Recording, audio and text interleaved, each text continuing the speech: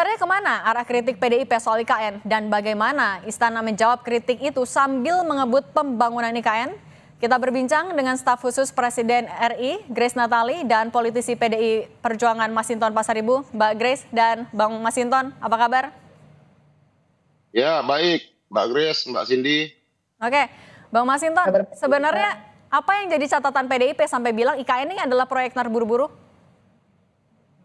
Ya, yang disampaikan Pak Jarod itu kan mengulangi dari pernyataan Pak Presiden ya, yang menyatakan akan berkantor bulan Juli ya di IKN.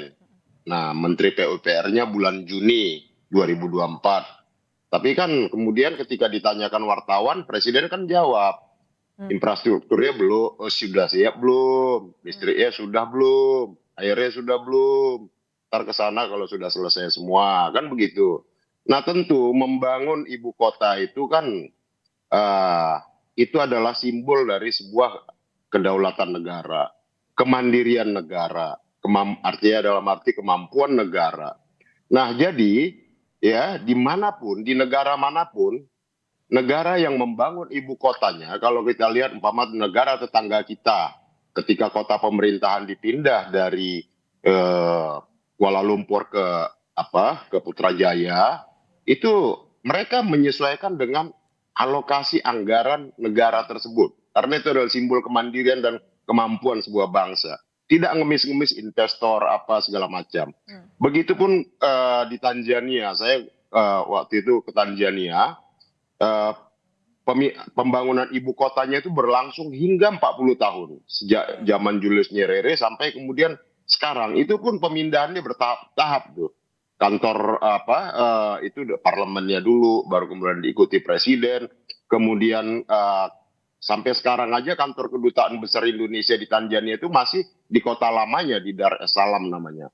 Nah artinya apa? Bahwa pembangunan itu dia tidak bisa langsung seperti menciptakan apa ini sulap simsalabim dalam waktu cepat dia akan bisa selesai. Nah tentu kita lihat semuanya ya, target-target itu kan meleset, bahkan sampai ngantor di sana pun meleset. Nah artinya apa? Bahwa Presiden menyampaikan target sekian, nah kemudian kan direvisi sendiri oleh Presiden seperti itu. Oke, Nah, artinya apa? Yang disampaikan oleh Pak Jarod adalah agar tidak perlu tergesa-gesa, tidak harus ambisius menyampaikan kepada publik. Kerjakan saja, jalankan saja sebagai Bang Masinton artinya nggak yakin Agustus sudah bisa berkantor Pak Jokowinya di sana? Ini kita kan mau bangun ibu kota, bukan membangun istana presiden saja atau istana negara. Dan kita bicarakan kan ibu kotanya. Kalau mungkin kantor pemerintahan hanya kantor presiden, ya monggo. Ceritakanlah kita sedang membangun kantor presiden, tahapannya sekian. Tapi dalam konteks ibu kotanya, ibu kota negara, ya itu kan juga perlu dijelaskan berapa persen sih baru yang bisa terrealisasi, kan begitu. Oke, baik. Saya mau ke Mbak Grace. Nah, Mbak Grace, kalau melihat targetnya kan meleset, awalnya Juni sampai Juli, tapi ternyata molor. Anda melihatnya apa yang tidak tepat sebenarnya dari kritik PDIP atau apa yang terjadi? Ya, terima kasih Mbak Cindy, juga abang saya, Bang Masinton. Update terbaru, ini semuanya masih on schedule. Jadi seperti tadi yang Bang Masinton bilang, mencontohkan dengan pembangunan ibu kota negara di negara-negara lainnya, tidak ada yang tergesa-gesa juga dalam pembangunan IKN. Bahwa ini merupakan satu rangkaian panjang yang diperkirakan nanti paling terakhirnya akan selesai itu di 2045. Jadi ini rangkaian yang panjang.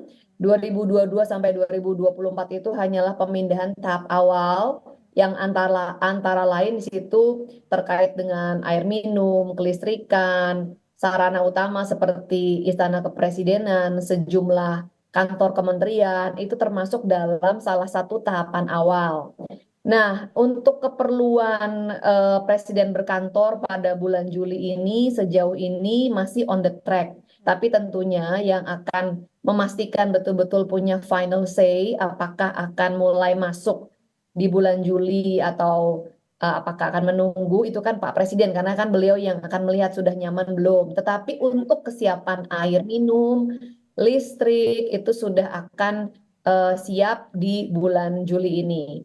Untuk keperluan 17 Agustus juga sudah aman, Mbak Cindy dan juga Mas Masinton. Dipastikan yang namanya listrik aman, air termasuk juga komunikasi sudah aman. Jadi pembangunan dari IKN semuanya masih on the track, tidak tergesa-gesa.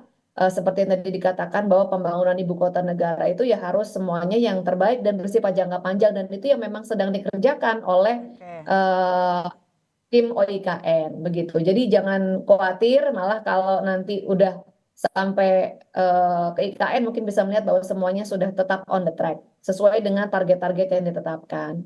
Oke, Bang Masinton, tadi kalau Mbak Grace bilang masih on the track, kok semuanya masih on schedule. Kalau Anda melihatnya, apa yang masih bisa dilakukan atau dievaluasi agar ini kan proyeknya sudah berjalan, anggaran sudah keluar, apa yang harus dilakukan oleh pemerintah? Ya kalau yang disampaikan itu nyatanya seperti itu, ya alhamdulillah begitu loh. Tapi kan publik, yang ditanyakan publik itu kan, Pama, progres yang disampaikan pemerintah sudah sekian, ternyata realisasinya tidak seperti itu. Kemudian banyak ya yang capaian-capaian yang disampaikan pemerintah kemudian diralat sendiri oleh pemerintah. Nah itu yang menjadi pertanyaan publik gitu, ya kan.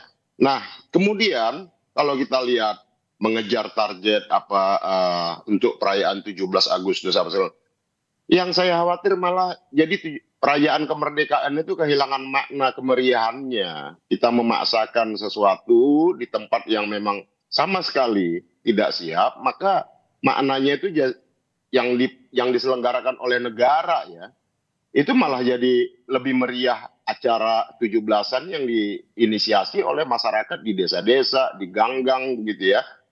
Karena apa? Karena ada seperti upaya ini nih 17-an harus kita adakan di IKN seperti itu. Yang menurut saya semuanya jadi terlihat terkesan ya mobilisasi itu buru-buru hanya untuk sekedar menyelenggarakan acara 17-an yang sesungguhnya ya makna sesungguhnya dalam kemeriahan 17-an Agustus itu menurut saya tidak perlu harus diselenggarakan di tempat yang memang belum siap. Kita adakan di Jakarta, makna kemeriahan, makna kemerdekaan itu bisa dirasakan. Oke, Mbak Grace, kalau Anda melihatnya 17 Agustus sebenarnya kan masih bisa juga dilakukan di Jakarta, tidak perlu di IKN. Anda melihatnya memang ada urgensikah harus dilakukan di IKN tahun ini?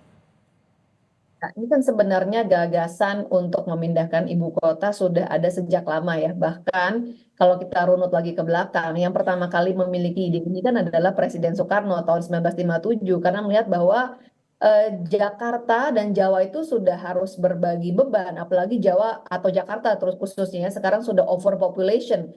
Jakarta adalah the fastest sinking city in the world gitu kan, yang paling cepat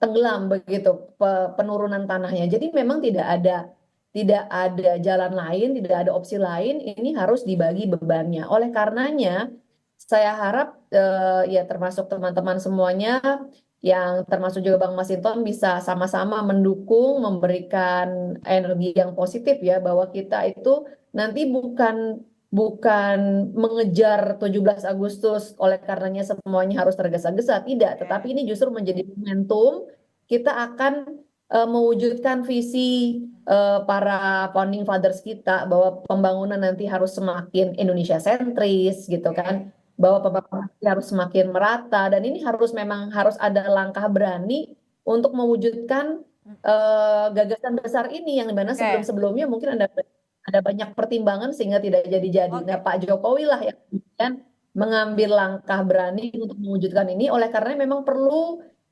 kerjasama semua pihak ya.